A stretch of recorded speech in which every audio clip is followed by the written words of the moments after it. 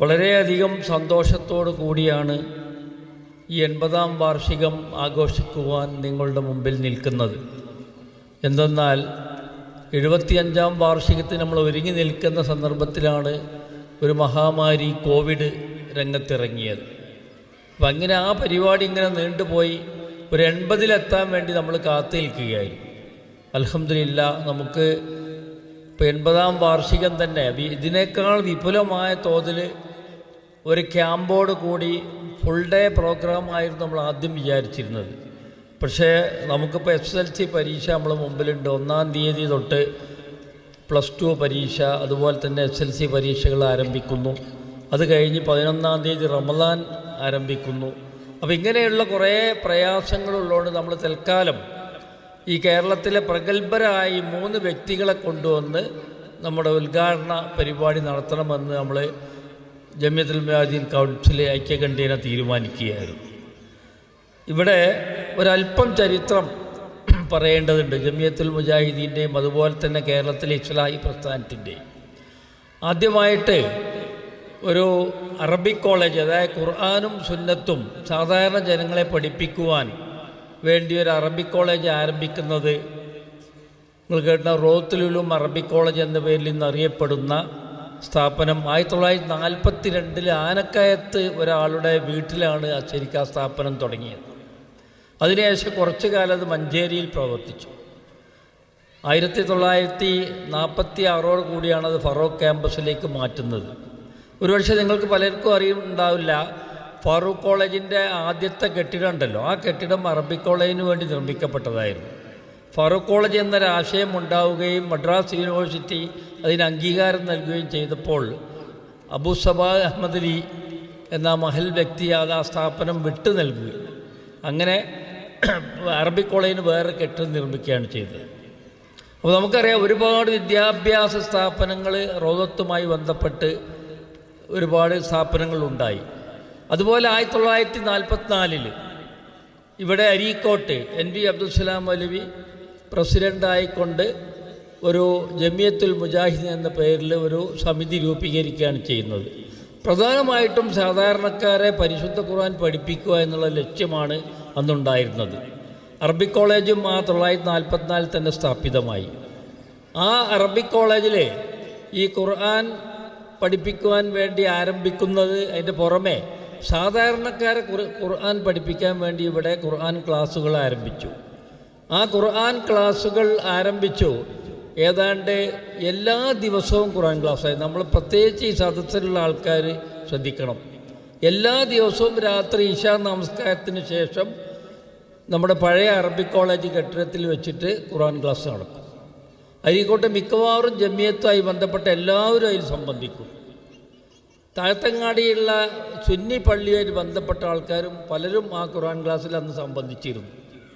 പലരും ആ പുറത്ത് നിന്ന് കേട്ടുകൊണ്ട് അവർക്ക് പരിവർത്തനങ്ങളുണ്ടായി. അതൊക്കെ ഒരു ചരിത്രമാണ്.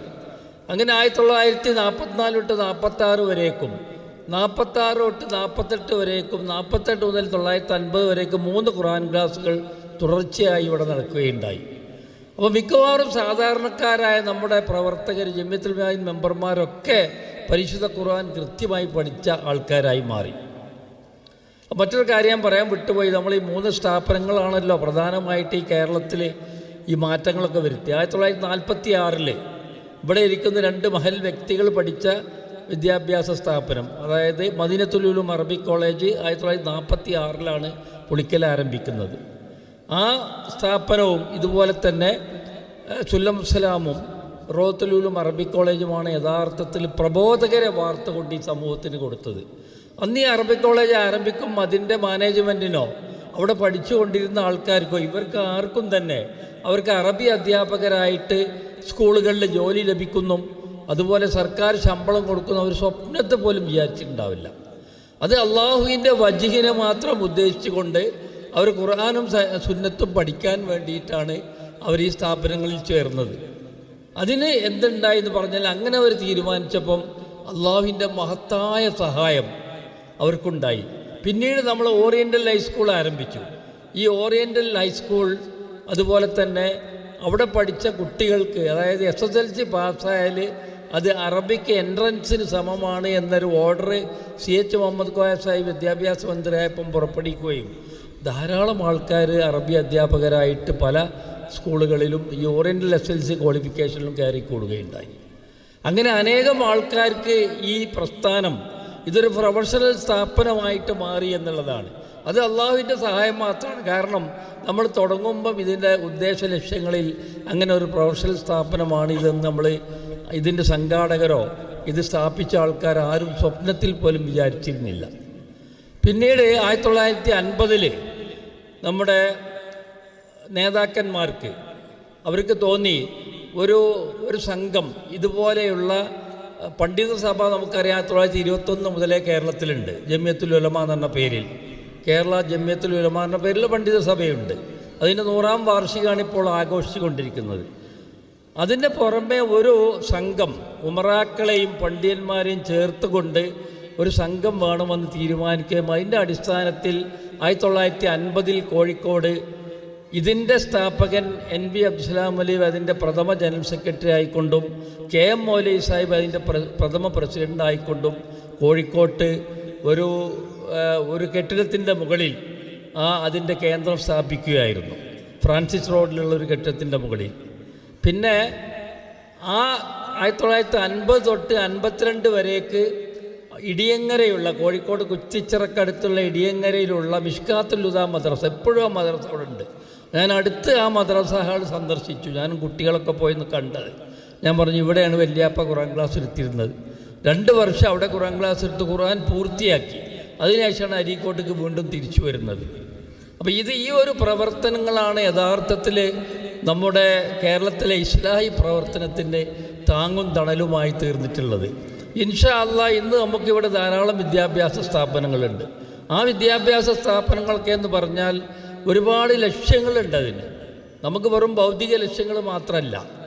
നമ്മൾ കുട്ടികളെയൊക്കെ പഠിപ്പിക്കുന്നത് ഇപ്പോൾ സുല്ലം സലാം സയൻസ് കോളേജിൻ്റെ പ്രിൻസിപ്പാൾ ഈ സദസ്സിലുണ്ട്, ഓറിയൻ്റൽ ഹൈസ്കൂളിൻ്റെ ഹെഡ് മാസ്റ്റർ ഉണ്ട്, അറബിക് കോളേജിൻ്റെ പ്രിൻസിപ്പാളൊക്കെ ഇവിടെ സദസ്സിലുണ്ട്.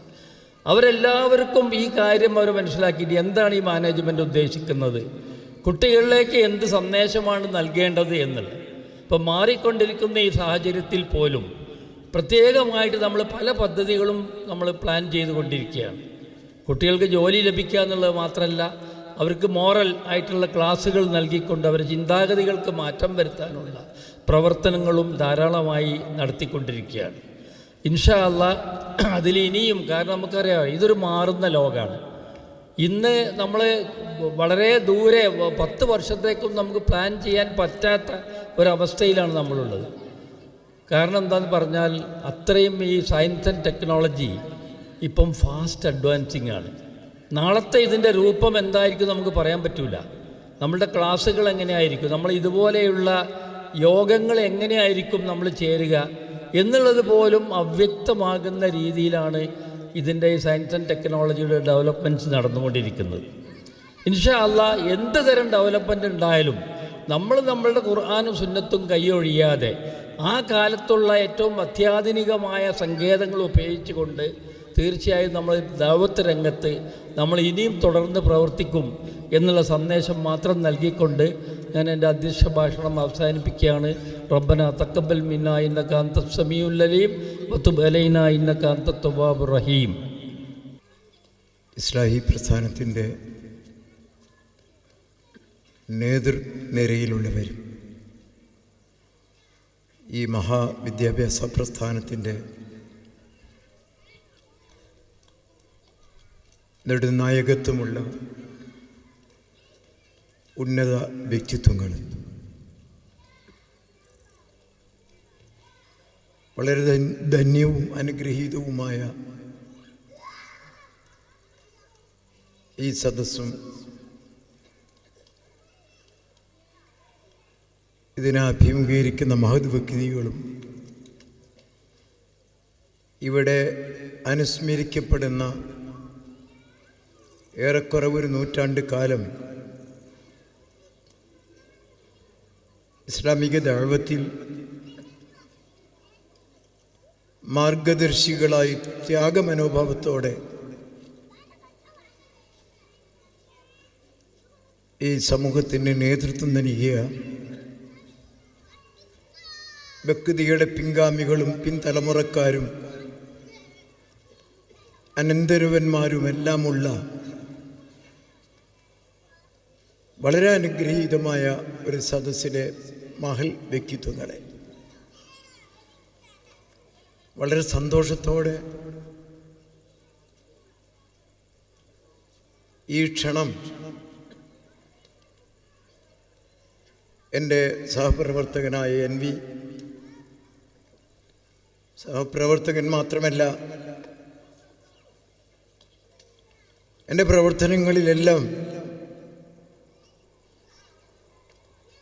ദീർഘകാലമായി ഒരു ഉപദേശകൻ എന്നുള്ള നിലക്ക് സ്വീകരിച്ച മഹൽ വ്യക്തികളിൽ പ്രധാനിയായ NV, ഞാൻ ധാരാളം ആശയങ്ങൾ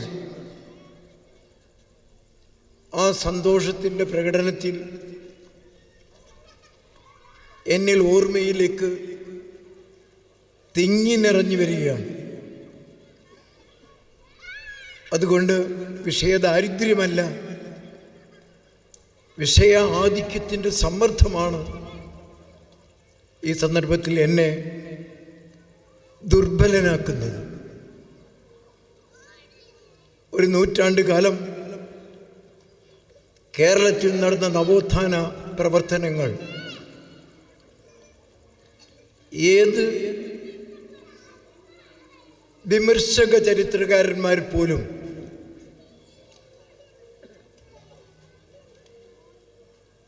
അറിയാതെ ഓർത്തുപോവുകയും രേഖപ്പെടുത്തുകയും ചെയ്ത ചരിത്രത്തിലെ കണ്ണികളാണ്. ഞാൻ ജാഹിലിയ്യത്തിൽ നിന്ന് ഇസ്ലാമിലേക്ക് എൻ്റെ മാറ്റമുണ്ടായ എൻ്റെ വിദ്യാർത്ഥിയായിരുന്ന കാലഘട്ടത്തിലുണ്ടായ മാറ്റം ഞാനിപ്പോൾ ഓർക്കുകയാണ്. പള്ളി ദർസിൽ ഓതിക്കൊണ്ടിരുന്ന കാലം കേരളത്തിലെ ഏറ്റവും അറിയപ്പെടുന്ന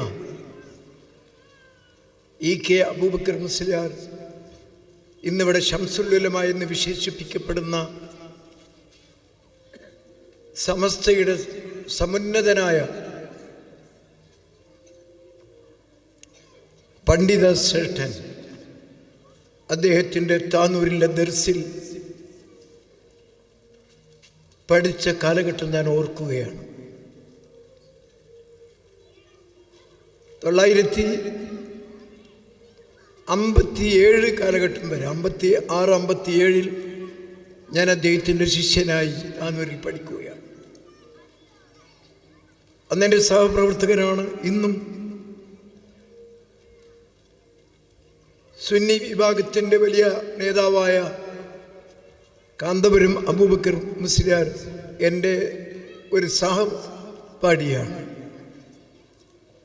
ഇത് ഞാൻ എന്തിനോർത്തു എന്ന് സംശയിക്കുന്നുണ്ടാവും. ജീവിതത്തിൽ ജാഹിലിയ്യത്തും ഇസ്ലാമും തിരിച്ചറിയുന്ന വിവിധ ഘട്ടങ്ങളെ ജീവിതത്തിലെ അനുഭവങ്ങളുമായി ബന്ധപ്പെടുത്തിക്കൊണ്ടുള്ള മങ്ങാത്ത ഓർമ്മകൾ ഞാൻ സ്വയം ഒരു ചരിത്രം തന്നെ എൻ്റെ ഓർമ്മയിൽ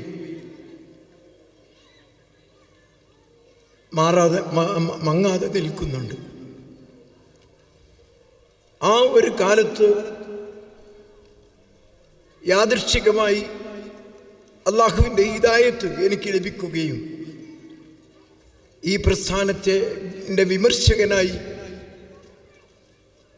എത്രത്തോളം എന്നറിയാമോ അള്ളാഹു തആല പുറത്തു തരട്ടെ എന്ന് എന്നും ഞാൻ പ്രാർത്ഥിക്കുന്നതാണ്. തിരൂരങ്ങാടി യതീംഖാന നശിക്കാൻ വേണ്ടിയുള്ള ഒരു കൂട്ടപ്രാർത്ഥന തിരൂരങ്ങാടിയിലെ കക്കാട് പ്രദേശത്ത് വെച്ച് സമസ്തയുടെ ഒരു പ്രസിദ്ധമായ വാർഷിക യോഗത്തിൽ ഇന്നും ഒരു മനുഷ്യന് ഉൾക്കൊള്ളാൻ കഴിയാത്ത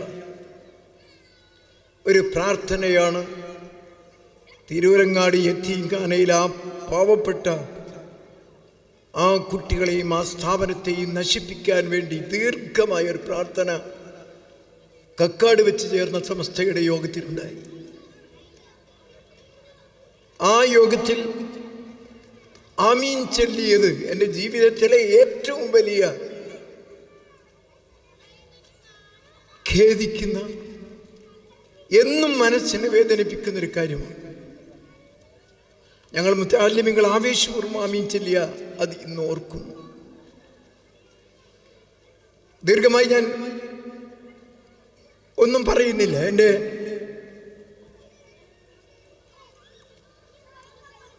ഇവിടെ പ്രസംഗിക്കുന്ന പ്രഗത്ഭരായ വ്യക്തികൾ, ദീർഘകാലം ഞങ്ങൾ കൂട്ടായി പ്രവർത്തിച്ച, ഇന്നും സ്നേഹബന്ധങ്ങൾ വെച്ച് പുലർത്തുന്ന, പരസ്പരം അങ്ങോട്ടും ബഹുമാനവും ആദരവും വെച്ച് പുലർത്തുന്ന പണ്ഡിതന്മാർ ഇവിടെ സംസാരിക്കാനുണ്ട്. ഇത്തരം ധന്യമായ അനുഗ്രഹീതമായ സാഹചര്യങ്ങളിൽ പഴയകാല ഓർമ്മകൾ വരിക എന്നുള്ളത് സ്വാഭാവികമാണ്. അത് അഭിമാനത്തോടു കൂടെയുള്ള ഓർമ്മ വെക്കലാണ്. അന്നും എന്നെ സംബന്ധിച്ച് ജാഹിലിയ്യത്തിൻ്റെ കാലം മദീനത്തുൽ ഉലൂമും സുല്ലമുസ്സലാമും റൗദത്തുൽ ഉലൂമും എന്നും ഓർക്കുന്ന സ്ഥാപനങ്ങളാണ്. ആ സ്ഥാപനങ്ങളെ നല്ല നിലക്കല്ല ഓർമ്മിക്കാറുള്ളത്.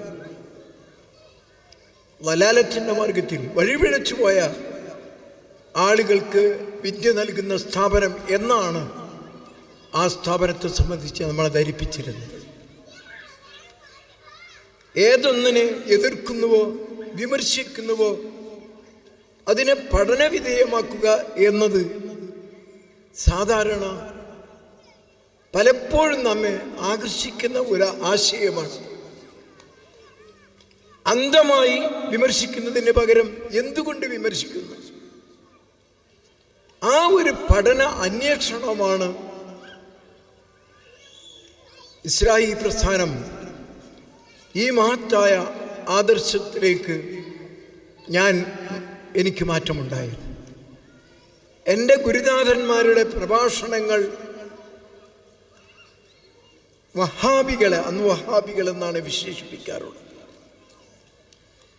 വഹാബികൾക്ക് ലഅനത്ത് ചൊല്ലിക്കൊണ്ടും അവർക്കെതിരിൽ ഇടയ്ക്കിടെ പ്രാർത്ഥനകൾ നടത്തിക്കൊണ്ടും ആവേശപൂർവ്വം മുത്തഅല്ലിമുകൾ അതിന് ആമീൻ പറഞ്ഞുകൊണ്ടുമുള്ള ഒരു വലിയ സദസ്സിൽ പറവണ്ണയിൽ പങ്കെടുക്കുകയാണ്. താനൂര് ഓതിപ്പടിക്കുന്ന കാലത്താണ്.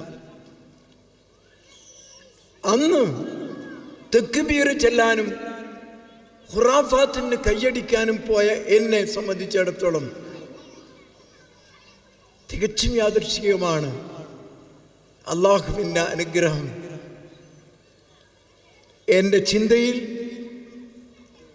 ഒരുപാട് ചോദ്യങ്ങളും അന്വേഷണവും ആരംഭിക്കുന്നു. ആ 4 ദിവസത്തെ ഗണ്ണര പ്രസംഗം ആവേശപൂർവ്വം കേട്ട ഞാൻ പലപ്പോഴും അനുസ്മരിച്ചിട്ടുണ്ട്. എൻ്റെ വഴിത്തിരിവാണ് അതിന്ന് ഞാൻ ഓർക്കുന്നു. വഹാബികളെ ശക്തമായി എതിർക്കുകയും അവർക്കെതിരിൽ സമൂഹത്തിൽ ഏറ്റവും അറിയപ്പെടുന്ന നേതാക്കന്മാരെ, പണ്ഡിതന്മാരുടെ ശിഷ്യത്വം സ്വീകരിക്കുകയും ചെയ്ത ഞാൻ, അള്ളാഹുവിൻ്റെ തൗഫീഖാണ്, അനുഗ്രഹമാണ്. ആ രംഗത്ത് നിന്ന് എനിക്ക് ഹിദായത്ത് ലഭിക്കുന്നത്. ഈ 4 ദിവസത്തെ അവിടുത്തെ ഗണ്ണര പ്രസംഗങ്ങൾ കേട്ട് അവസാന ദിവസം ഇത് എന്തിനു പറയുന്നു എന്ന് ചോദിച്ചാൽ, ഒരു അള്ളാഹുവിൻ്റെ തൗഫീഖ് എന്ന് പറയുന്നത് അതിനുവേണ്ടി നാം ദുആ ചെയ്യണം. ഹിദായത്ത് റബ്ബ് നൽകുന്നതാണ്. യഹ്ദീ മൻ യശാ വയുദില്ലു മൻ യശാ. അള്ളാഹുവിൻ്റെ മശീഅത്ത് അതിൽ നമ്മെ എപ്പോൾ ആരെയെല്ലാം അനുഗ്രഹിച്ചു എന്നുള്ളത് വലിയ സൗഭാഗ്യമായി ജീവിതത്തിൽ ഒരു വലിയ നിധി സമ്പാദിക്കുന്നതാണ് ഈ അള്ളാഹുവിൻ്റെ തൗഫീഖ്. എനിക്കൊരിക്കലും പരിചയമില്ലാത്ത ഒരു മഹാകൂട്ടത്തിൽ കേരള ജമിയത്തുൽ ഉലമയുടെ സെക്രട്ടറി MCC അബ്ദുറഹിമാൻ മൗലവി ഈ 4 ദിവസത്തിൻ്റെ അവസാനത്തിൽ ഇവരുടെ വെല്ലുവിളികൾ സ്വീകരിച്ചുകൊണ്ട് പൂനൂരിലെ വാദപ്രതിവാദ നിയമങ്ങൾക്ക് വിധേയമായി വാദപ്രതിവാദത്തിന് ഞങ്ങൾ തയ്യാറാണ് എന്ന് പറഞ്ഞ വളരെ മാന്യമായ ഒരു എഴുത്ത്. ആ എഴുത്ത് വളരെ മാന്യമായിരുന്നു.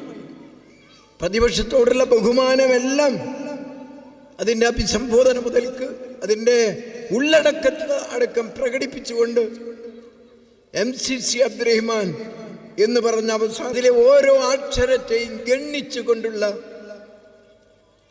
സുന്നി പക്ഷത്തുള്ള എൻ്റെ ഗുരുനാഥന്മാരിൽ നിന്ന് അന്ന് പതി അബ്ദുൽ ഖാദർ മുസ്ലിയാരുണ്ടായ ഉള്ള ദഅവത്തിന്റെ രംഗത്ത് സജീവമായി മുജാഹിദുകളുടെ പേടി സ്വപ്നം, വഹാബികളുടെ മുജാഹിദല്ല വഹാബികളുടെ പേടി സ്വപ്നം എന്ന് വിശേഷിപ്പിച്ചുകൊണ്ട് ഇവിടെ നാട് മുഴുവൻ ഇളക്കി മറിക്കുന്ന ഒരു കാലഘട്ടമാണ്. ആ പതിയും ഈക്കയും ആ സദസ്സിൽ വെച്ച് MCCയുടെ ഈ കത്തിനെ പരിഹസിച്ച് തള്ളുകയും അവർക്കെതിരുള്ള ദുആ നടത്തുകയും ചെയ്തത് എൻ്റെ മനസ്സിനെ സ്വാധീനിച്ച ആദ്യ സംഭവമാണ്. വഹാബികൾക്കെതിരിൽ കേൾക്കാനും അതിൽ സന്തോഷിക്കാനും പോയ ഞാൻ ഒരൊറ്റ സന്ദർഭം ഈ കത്ത് വായിച്ചുകൊണ്ട് അസ്സലാമു അലൈക്കും എന്ന സലാമിനെ പരിഹസിച്ച് തള്ളുന്നതും ധിക്കാരപൂർവ്വം ആ കത്തിന് പ്രസംഗത്തിലൂടെ മറുപടി പറയുകയും ചെയ്തത് ഞാൻ ഇന്നും ഓർക്കുന്നു. 4 ദിവസങ്ങളിൽ നടത്തിയ വെല്ലുവിളികളെല്ലാം അവസാനിച്ചു. മാന്യമായി കത്തിന് ഒരു മറുപടിയും പറയാത്ത പരിഹാസ ചിരിയും ചിരിച്ച് ആ സദസ്സ് പിരിഞ്ഞു പോകുമ്പോൾ തൊട്ടടുത്ത ഒരു പീഡിക മുറിയുടെ മുകളിൽ ഒരു മൈക്കിലൂടെ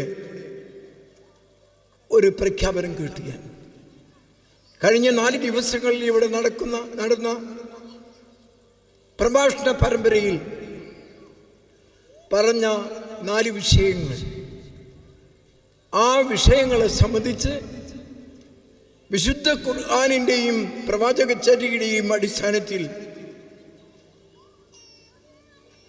സെയ്ദ് മൗലവി രണ്ടത്താണി ഇതിന് മറുപടി പറഞ്ഞുകൊണ്ട് അതിൻ്റെ യഥാർത്ഥ വിവരണം നൽകിക്കൊണ്ട് പ്രഭാഷണമുണ്ടാകും എന്ന് പറഞ്ഞ അത് പിന്നീട് എനിക്ക് മനസ്സിലാക്കാൻ കഴിഞ്ഞത് PP അബ്ദുൽ ഗഫൂർ മൗലവി, എൻ്റെ ഗുരുനാഥനായ PP അബ്ദുൽ ഗഫൂർ മൗലവിയാണ് അന്ന് ആ പ്രഖ്യാപനം നടത്തിയതും MCCയുടെ കത്ത്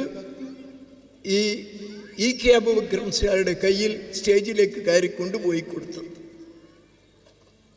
ഇത് ഞാൻ പറഞ്ഞത് അള്ളാഹുവിൻ്റെ ഹിദായത്ത്. അന്ന് ഇങ്ങനെയുള്ള ഒരു സംഭവം ഉണ്ടാവുകയും എൻ്റെ മനസ്സിനെ സ്വാധീനിക്കുകയും ചെയ്തിട്ടില്ലായിരുന്നുവെങ്കിൽ പിന്നീട് തുടർച്ചയായ 4 ദിവസങ്ങളിലെ സെയ്ദ് മൗലവിയുടെ പ്രഭാഷണം കേൾക്കാൻ നിർബന്ധ ബുദ്ധിയ താനൂരിൽ നിന്ന് പറവണ്ണയിലെത്തുകയും ആ 4 ദിവസം അദ്ദേഹത്തിൻ്റെ വശ്യമായ ഖുർആൻ പാരായണവും അതിനുള്ള വളരെ രേഖാസഹിതമുള്ള തെളിവുകൾ നിരത്തിക്കൊണ്ടുള്ള അദ്ദേഹത്തിൻ്റെ അവതരണവും എന്നിൽ വളരെ വ്യക്തമായ മാറ്റങ്ങൾ ഉണ്ടാക്കി. ആ മാറ്റമാണ് ഇന്നും ഈ പ്രസ്ഥാനത്തിൽ അടിയുറച്ചു നിന്നുകൊണ്ട് തൗഹീദും സുന്നത്തും അതിനുള്ള എല്ലാം കുറഞ്ഞു വരികയാണ്. വാർദ്ധക്യമായി. എന്നാലും കഴിയുന്നിടത്തോളം തൗഹീദിലേക്ക് ജനങ്ങളെ ക്ഷണിക്കുന്നതിനും വിദ്യാർത്ഥികളിൽ നിന്ന് രക്ഷപ്പെടുത്തി സുന്നത്തിലേക്ക് അവരെ കൊണ്ടുവരുന്നതിനുമുള്ള ഏത് ശ്രമങ്ങളെയും അതിൽ പങ്കാളിയാകാൻ, കേട്ടുകൊണ്ടെങ്കിലും പങ്കാളിയാകാൻ ഇത്തരം സന്ദർഭങ്ങളെ ഇടമുറിയാതെ അതിൽ പങ്കെടുത്തുകൊണ്ടുള്ള ദീർഘ കാലഘട്ടമാണ് പിന്നീട് കഴിഞ്ഞത്. അവിടെ നിന്ന് ദർശനം നിന്ന് വന്നു ഞാൻ പുളിക്കൽ ചേരുകയാണ്.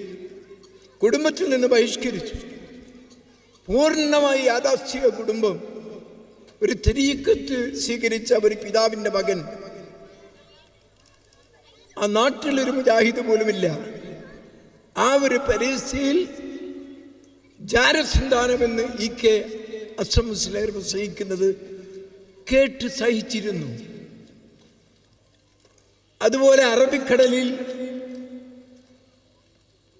വെട്ടിത്താഴ്ത്തണം എന്ന് ഞങ്ങൾ കടപ്പുറത്താണ്, കടലിൻ്റെ സമീപത്താണ് എന്ന് പരസ്യമായി പ്രസംഗിക്കുന്നത് കേട്ടു, സഹിച്ചു.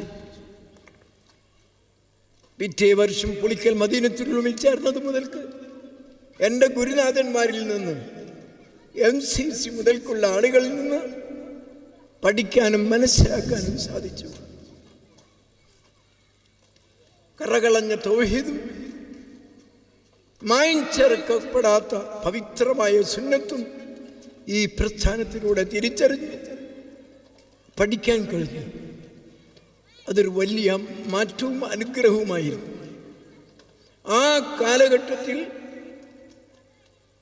ഞാൻ യാദൃച്ഛികമായി അന്ന് ഈ രാഷ്ട്രീയമായ സജീവമായി രംഗത്തുള്ളൊരു കാലഘട്ടമായിരുന്നു. ഒരു ലീഗ് യോഗത്തിൽ പ്രസംഗിക്കുന്നതിന് ഞാൻ മേപ്പയൂരിൽ പോയി. ആ മേപ്പയൂർ എത്തിയപ്പോൾ അന്ന് PSPയിലുണ്ടായിരുന്ന ഒരു രാഘവൻ, അദ്ദേഹം പാർലമെന്റിലേക്ക് മത്സരിക്കുന്ന കൊല്ലമാണ്. അബ്ദുൽ ഗഫൂർ മൗലവി ഏറ്റെടുത്ത ഒരു പ്രസംഗം അദ്ദേഹത്തിന് പോകാൻ കഴിയാത്തത് കൊണ്ട് അല്പമൊക്കെ സംസാരിക്കാറുള്ള എന്നെ അന്ന് ആ യോഗത്തിൽ പ്രസംഗിക്കാൻ പറഞ്ഞയച്ചു. യാദൃച്ഛികമാണ് ഇവിടെ സ്മരിക്കപ്പെടുകയും നാം പ്രാർത്ഥിക്കുകയും ചെയ്യുന്ന, നമുക്ക് കേരളത്തിൽ മാത്രമല്ല മൊത്തത്തിൽ ഏറ്റവും വലിയ വെളിച്ചമായി, ഒരു ദീപസ്തംഭമായി ഇസ്ലാഹി പ്രസ്ഥാനത്തിൽ, മുജാഹിദ് പ്രസ്ഥാനത്തിൻ്റെ നെടുംതൂണായി ഭൗതിക വിദ്യാഭ്യാസവും ദീനീ വിദ്യാഭ്യാസവും ഒത്തുചേർന്ന അള്ളാഹുവിൻ്റെ അനുഗ്രഹം ലഭിച്ച എൻ്റെ സുഹൃത്ത് NVയുടെ പിതാവ് NV അബ്ദുസ്സലാം മൗലവി അന്ന് അവിടെ മേപ്പയൂരിൽ ഇതിൽ പങ്കെടുക്കാനുണ്ടായിരുന്നു. ഈ ലീഗ് പ്രചരണ യോഗത്തിൽ, ഒരു തെരഞ്ഞെടുപ്പ് പ്രചരണ യോഗത്തിൽ അവിടെ വെച്ചാണ് അദ്ദേഹത്തെ ഞാൻ കാണുന്നത്.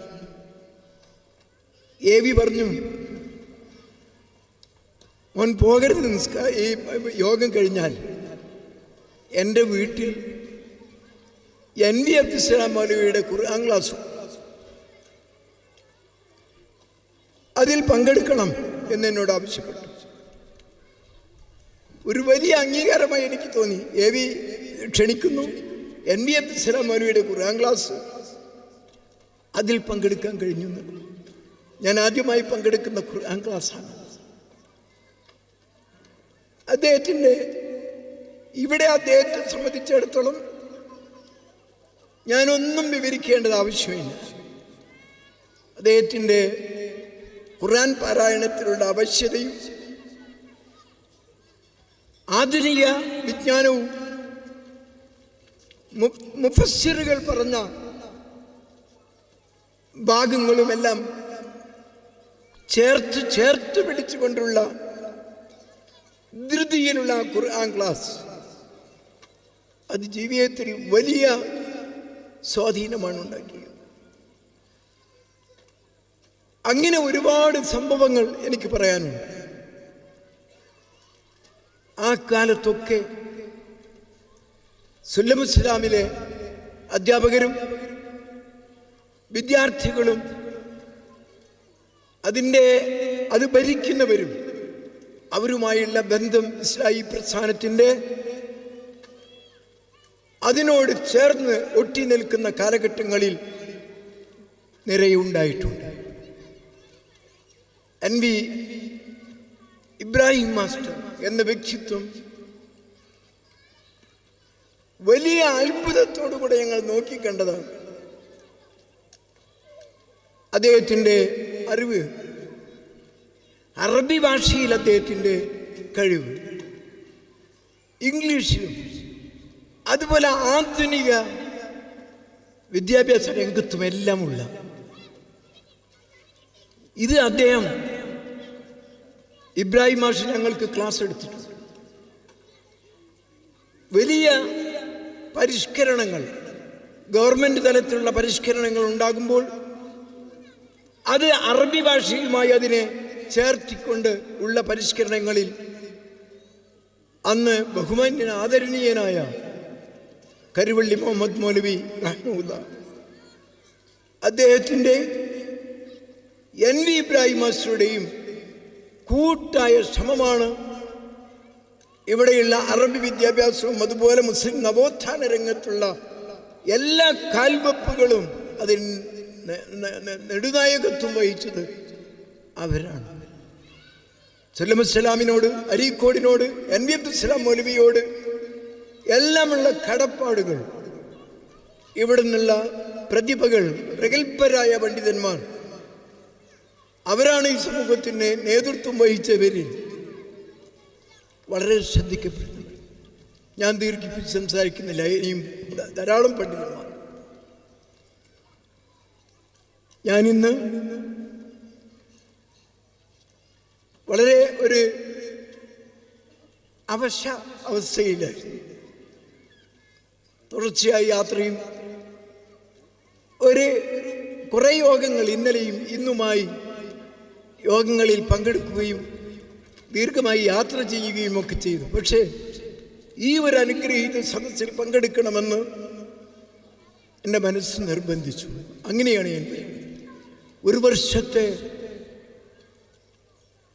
വ്യക്തമായ പദ്ധതികളും ആശയങ്ങളും വെച്ചുകൊണ്ട് ഒരു മഹത്തായ തുടക്കം കുറിക്കുകയാണ്.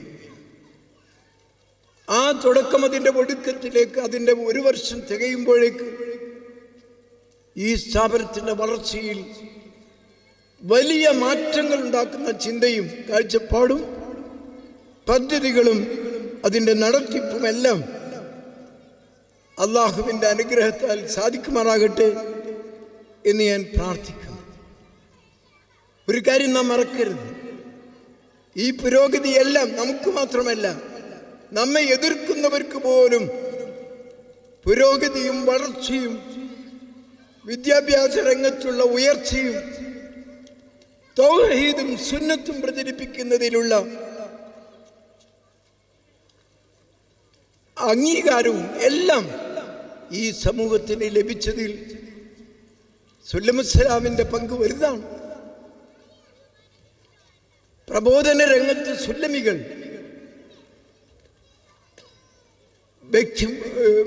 മുദ്ര പതിപ്പിച്ചവരാണ്. ഈ സ്ഥാപനത്തെയും ഇതിൻ്റെ ദൗത്യത്തെയും എന്നും ഓർത്തുകൊണ്ട് നീങ്ങുന്ന മക്കളാണ് ഈ സ്ഥാപനത്തിന് പുറത്തിറങ്ങിയത്. 6000-ലധികം വിദ്യാർത്ഥികൾ പഠിക്കുന്നു എന്ന് നിങ്ങൾ ഇപ്പോൾ കേട്ടു. ഈ ഒരു മഹാവിദ്യാഭ്യാസ പ്രസ്ഥാനത്തെ നമുക്ക് മാത്രമല്ല ഇതിൻ്റെ വെളിച്ചം, ഒരു ദീപസ്തംഭത്തിൻ്റെ വെളിച്ചം, അതിനെ ഇഷ്ടപ്പെടാത്തത് വെളിച്ചത്തിൻ്റെ ശത്രുക്കൾ പോലും ആ വെളിച്ചം കണ്ടുകൊണ്ട് നീങ്ങും. അങ്ങനെയുള്ളൊരു വലിയ സ്തംഭമാണ് ഈ സ്ഥാപനം. വളരെ ചിന്തിക്കാൻ കഴിവുള്ള, പ്രായോഗിക തലത്തിൽ പ്രവർത്തന പരിചയമുള്ള നല്ല ബുദ്ധിജീവികളായ ആളുകളാൽ നയിക്കപ്പെടുന്ന ഈ സ്ഥാപനം ഈ ഒരു വർഷം നീണ്ടു നിൽക്കുന്ന അതിൻ്റെ പരിപാടികളിൽ അള്ളാഹുവിൻ്റെ അനുഗ്രഹമുണ്ടാവുകയും ഒരു വലിയ മാറ്റം, ഒരു വലിയ പുരോഗതിയുടെ ഘട്ടം ഈ ഒരു വർഷത്തെ ചിന്തക്കും അതിൻ്റെ പരിപാടികൾക്കും അള്ളാഹു നൽകി അനുഗ്രഹിക്കുമാറാകട്ടെ എന്ന പ്രാർത്ഥനയോടെ ഞാൻ എൻ്റെ വാക്കുകൾ അവസാനിപ്പിക്കുന്നു. തൗഹീദിൽ അടിയുറച്ചു നിൽക്കുവാനും വിദ്യാർത്ഥികൾക്കെതിരിൽ സുന്നത്തിനെ പുനഃപ്രതിഷ്ഠിക്കാനും ജനങ്ങളെ ബോധവൽക്കരിക്കുന്ന പ്രവർത്തനത്തിൽ പങ്കാളികളായി ജീവിക്കുന്നതിനും മരിക്കുന്നതിനും അള്ളാഹു നമുക്ക് തൗഫീക്ക് നൽകുമാറാകട്ടെ. ആഖിറു ദഅവാന അനിൽ ഹംദുലില്ലാഹി റബ്ബിൽ ആലമീൻ. അസ്സലാമു അലൈക്കും വറഹ്മത്തുള്ളാഹി വബറകാതുഹു.